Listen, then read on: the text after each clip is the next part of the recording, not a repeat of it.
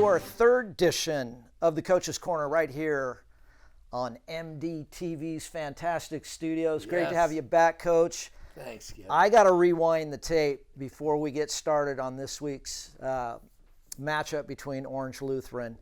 I got to go back to St. John Bosco. What an electric atmosphere that was. You were pretty confident last week when we did the podcast. And then this thing rolls out. It's 21-all at halftime. I got to say it was incredibly entertaining. It's what everybody thought it was going to be. And then the Monarch magic happens in the second half. And I don't want to talk too much about the tactical elements and what happens, but strategically, you go into the locker room, it's chaos. I want to understand kind of, strategically how you manage halftime adjustments. What goes on?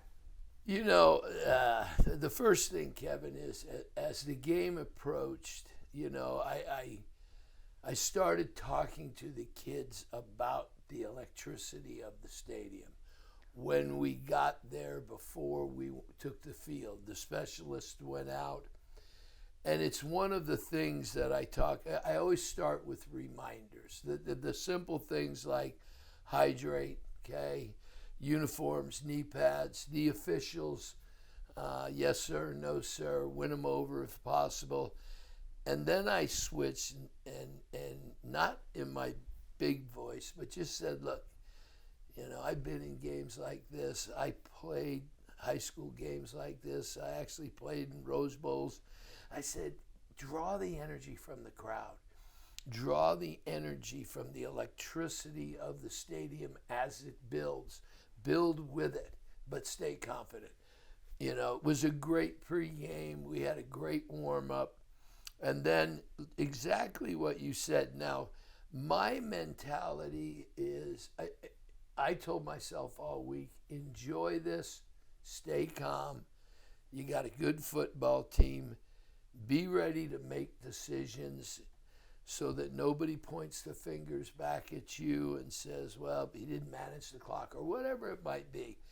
And I watched, and I was going, well, it's a great high school football game. I wish I was sitting, somewhere with Kevin Turner. But I also had a great seat. And Kevin, it was singing out there. I mean, there was some hitting going on. And you know me, the more physical, the more I like it. They were answering blow to blow. We were answering right back. And it's going back and forth. At one point, one of the coaches, he's got to cover that guy better. And oh my gosh! I mean, both those quarterbacks were fitting it into a phone booth, and Raleek was like smoke through a keyhole. I mean, the execution was just off the charts with both. Well, and that's programs. what I said to the coach. I said, Coach, Deion Sanders couldn't cover it any better. It's a perfect ball. They're on fire right now. And at halftime, I thought they'll cool off. Because neither one of them, they're both very good quarterbacks.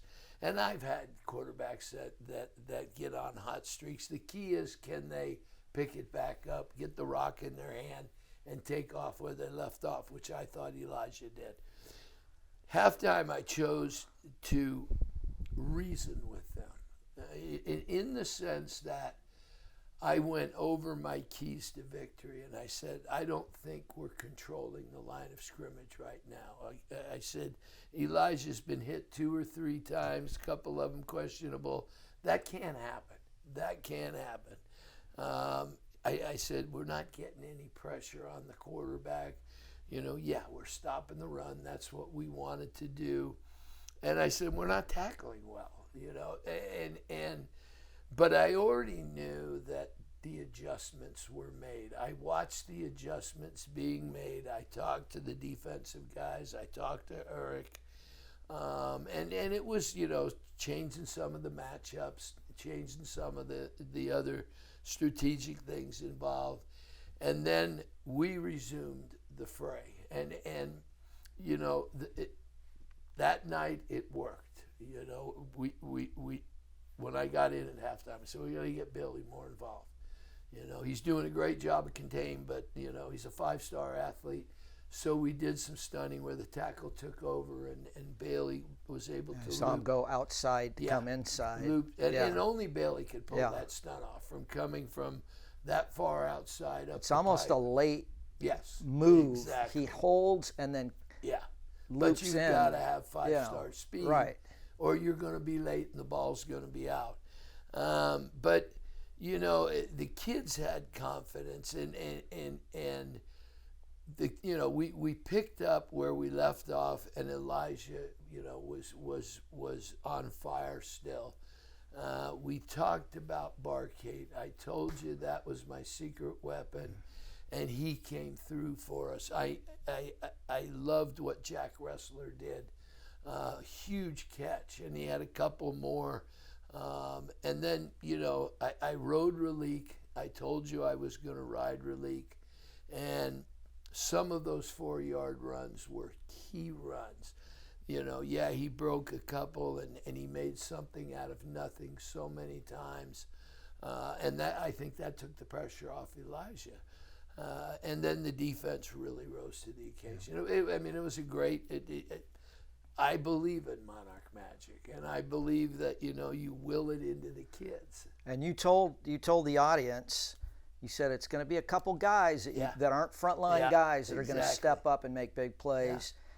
Cooper's obviously a frontline guy, but sort of in the shadows, and then that was his welcome to Division I, Southern California. And I was talking to Hal, his father, Dr. Barkate, Friday morning. We were talking about some of our red zone business, and he said he's committed to Harvard, and I'm like, that's awesome, but where is Stanford in this algorithm? I don't. And David Shaw, if you're out there, this is an academician that can ball, and you need to put him on speed dial. I think he'd love to go there. I don't know that I need to be recruiting as a Sun Devil for Stanford, but I think that's a good fit for him. And I'd love to see that arrangement somehow be made. Nothing against Harvard, but I think Coop could go to Harvard Business School after he graduates and get his MBA and play some big-time ball in the you can maximize that revenue stream a little better with an MBA than an undergrad. So. Well, and I know Notre Dame's on the fringes there too, and I think that took a step towards enhancing Notre Dame's interest. And they were actually recruiting him as a safety. I don't think that's in the equation anymore. But it's the type of game, Saturday morning, Kevin, I don't know, the public needs to know, there were some boys that were beat up. There were a lot of bruises down the backside and a lot of ribs. Well, of course. Yeah, and as it should be in a game like that, right? You expect that. And there was a younger one. Not a pillow fight against Bosco. One of the younger coaches that helps us on Saturdays break down video. He was watching, and I saw him in the training room, and there were a few in there getting iced up and getting massaged down, and he said, "Wow." I go, "Yeah, big games. This is a good thing. This is a good thing. What you hope is none of them, are seriously hurt. Bangs and bruises and tweaks we'll deal with, and we had a bunch of those. But that's the result of a 15-round fight, and that's what that thing was." Well, very impressive performance all the way around. Obviously, the defense really showed up in the second half, pitching a shutout.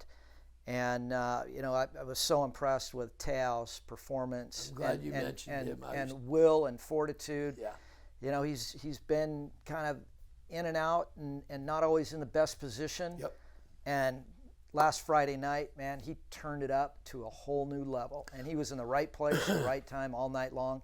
And a clean game by your defensive player. So hats off to you and your staff. There was no jaw-jacking at the end. Guys were helping other guys up. And it was truly a night to celebrate high school football and salute both you and Jason Negro for really coaching up your kids to the highest level. Not one unsportsmanlike, which is a dream come true in a bloodbath like that. And I'm glad you mentioned Te'o. Now it's my recruiting pitch. Okay, I'm fascinated that he doesn't have more offers than he does, and I think that game might have pushed it over. I know They issued 17 college credentials for recruiters that were at the game. So I know obviously SC was there, UCLA was there. I saw one of the Whittingham brothers there from Utah. So, they have to go back to their offices and say, all right, guys, because it's a modern day kid, or it's a St. John Bosco kid. They're playing at the highest level. They're coached with great staffs. I think there's value to that in their recruiting. So hopefully, some of the kids get noticed. And thank you, this old man. They parked the buses way out in front of St. John Bosco, and I came around. Excuse me. I came around the corner, and the buses were way at the other end of the parking lot, and I go, I don't know if I'm going to make that walk. My dogs were barking, but it was sure nice to drive that freeway home. Great night for modern day football. One of the all-time classics. Congratulations. Thank you. All right, so I'm driving over here. I'm thinking, okay, number one, we beat Bosco. Life's good. And I got to imagine, okay, you look at the score. You're playing a 5-1 ball club and a resurgent OLU team, but they got manhandled last week. At least the scoreboard indicated that. I haven't watched the tape.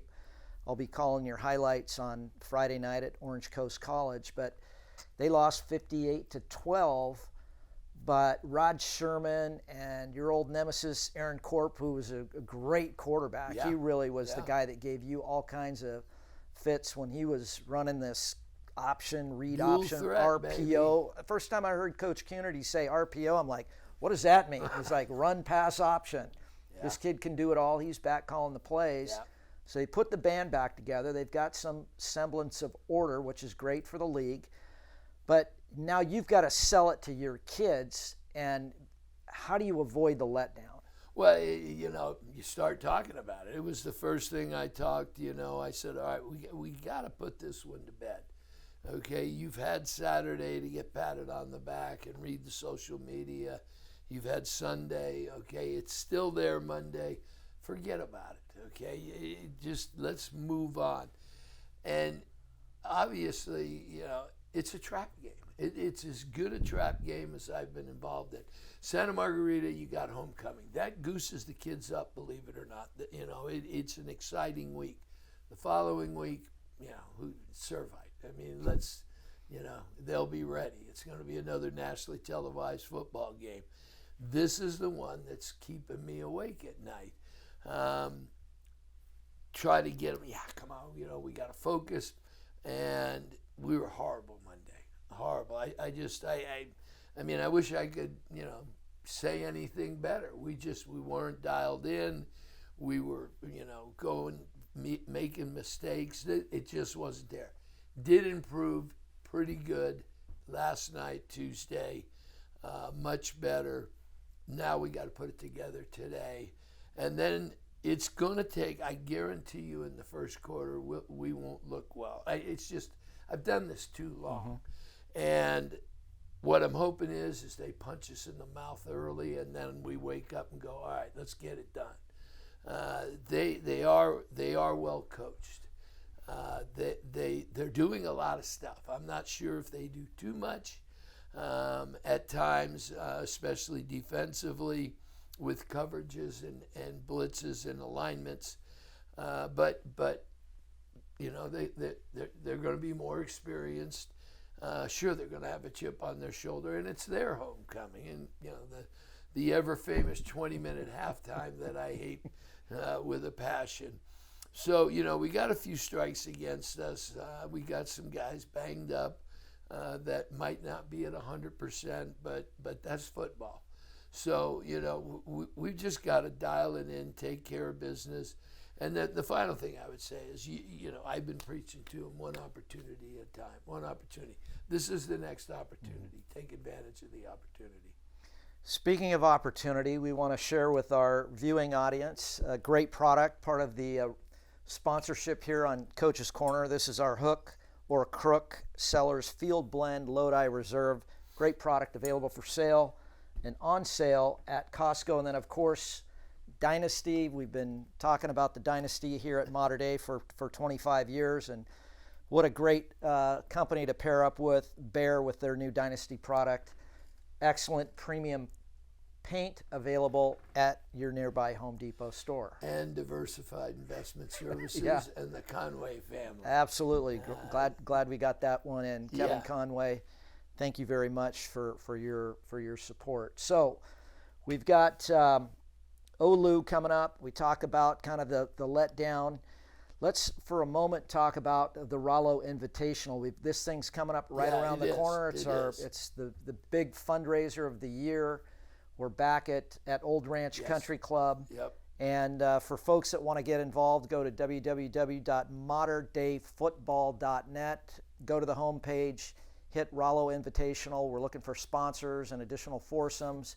And then we have an upcoming sponsorship appeal coming up at Newport Rib Company. So check the Mater Dei website for that opportunity. We'll be reaching out to some of you to help participate in that.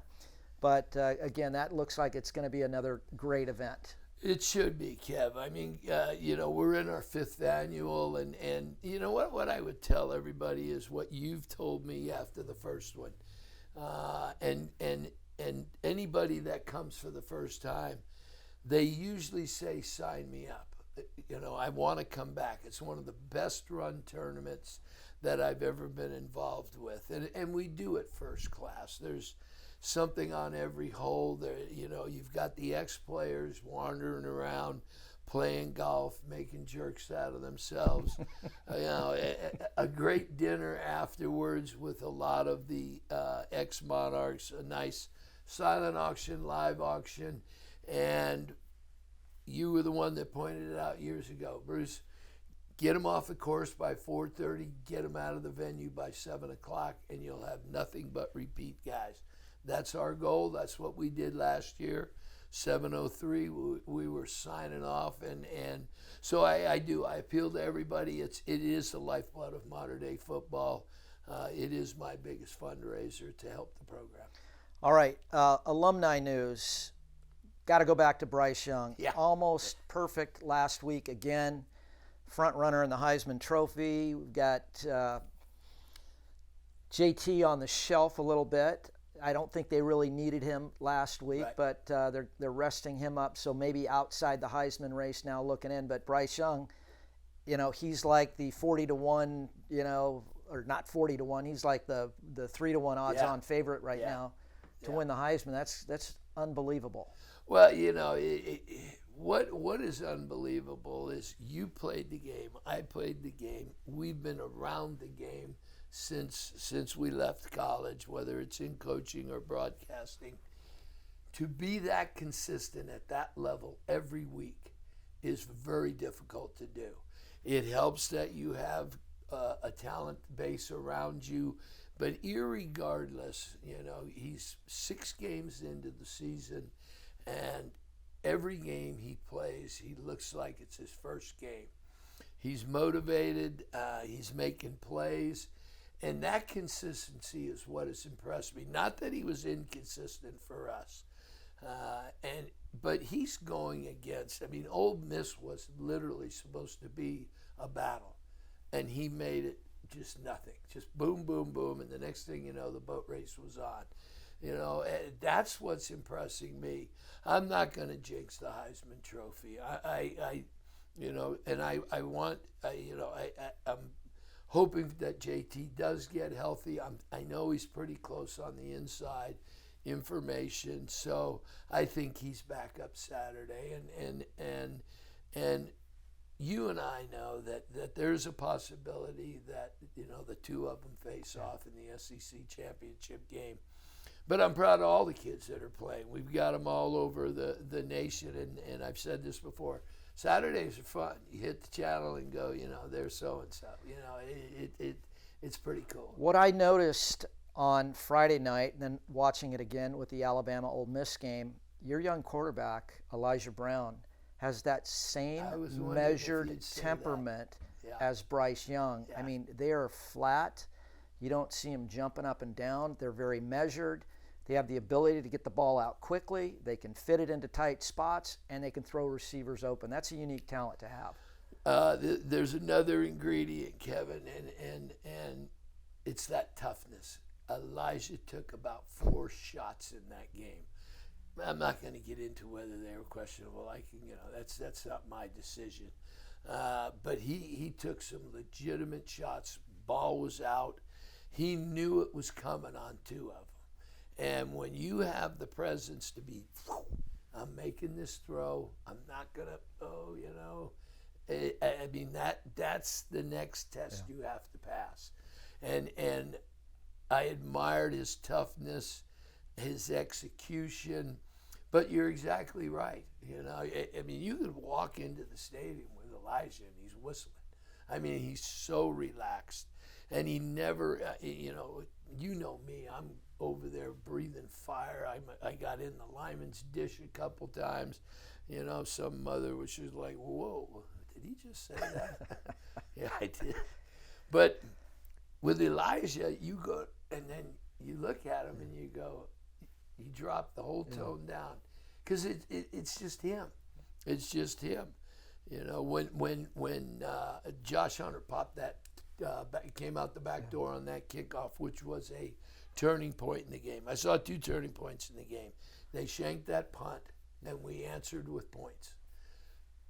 They score. Here comes Josh Hunter to the plus 47, and we answered with points. And those were 2 huge turning points. And everybody was going crazy on the sidelines. And I looked, and Elijah's just kind of putting his helmet on, snapping in.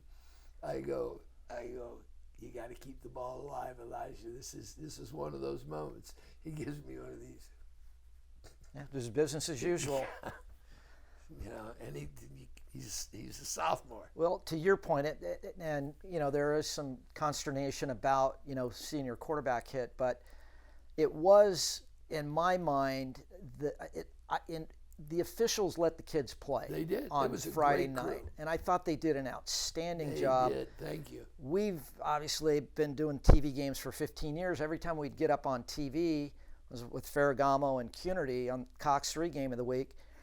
The officials would say, "Oh, this game's on television," and we had 7 cameras in the replay, and the first half would take an hour and 45 minutes, and 20 penalties later. Because they want to go back and review the tape, and it becomes about the officiating show. And I have nothing disparaging, because we need more officials. We need more volunteers. I know Steve Fryer's always appealing in his column to get people. It's a thankless job, but I think we're pretty blessed in the CIF Southern section, at least at the Division 1, 2, and 3 levels. The officials are pretty doggone good. 2 things. One, you get nervous sometimes when they say, look, Bruce, we're going to let them play.